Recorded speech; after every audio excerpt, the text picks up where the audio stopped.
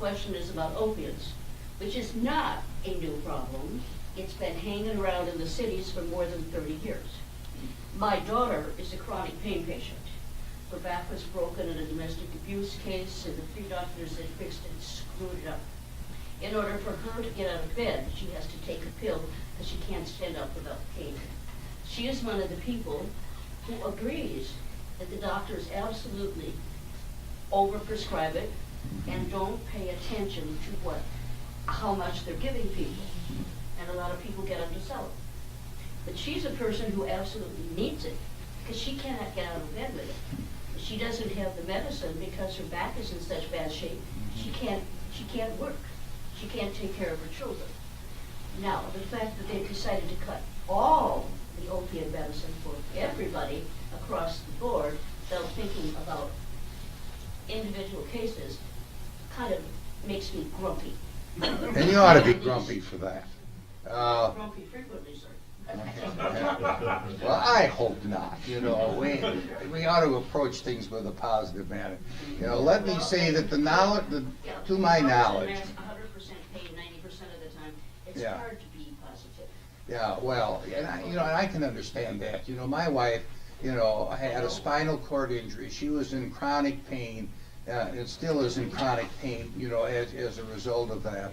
With respect to opiates, my understanding is the blanket thing says that instead of giving 90-day prescriptions of opiates, the doctors are limited to 30-day prescriptions of opiates. Now, if somebody needs an opiate, gets a 30-day prescription and doesn't take it all at once. It's always only 30 days. Yeah, it's always only 30 days and doesn't take all the pills at one time in the first week because they're hooked on them and overdoses, and then doesn't have any for the next 3 weeks. We've got to get at that. But I think that, if your daughter takes the pills as prescribed, she'll get a 30-day pill. She gets a refill or a new prescription, from the doctor. She should not be in any problem on that. What I would ask you to do is that if she is having problems with this, not yet, call up my district office and we'll see what we can do to help her out. I will do that. Yes, I remember we talked one day about your wife's back and my daughter's back. Mm-hmm. But I think that was when we were both younger and neither of us had a cane.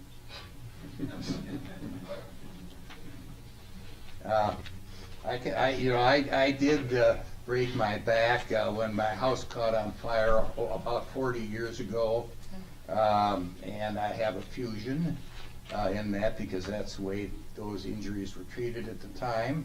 I still have 2 steel rods to stabilize it, so I'm the only congressman that can say I have a backbone of steel and have the x-rays to prove it on that. But having said that, we shouldn't have blanket laws put the government between a patient and their doctor. The doctor is professionally trained. He knows what is good for his patient. There are some doctors, unfortunately, who have abused the power that they have, and we've seen a tragedy at the VA hospital in Toma, where people were killed because the quote Candyman doctor was overprescribing. And we just want to make sure that the patients who do get the opiates, take them as prescribed, and are overseen by their doctors, rather than simply writing the prescription and, letting the patient go by themselves, because that's the way a tragedy does happen. So, there are rules, there are exceptions to the rule, but we ought to have the primary focus of any rule is to not get between the doctor and the patient. And that puts more responsibility on the doctor, in my opinion, than on the patient. Because if the patient is abusing the prescription, then the doctor ought to know about it and take whatever corrective action the doctor believes is necessary.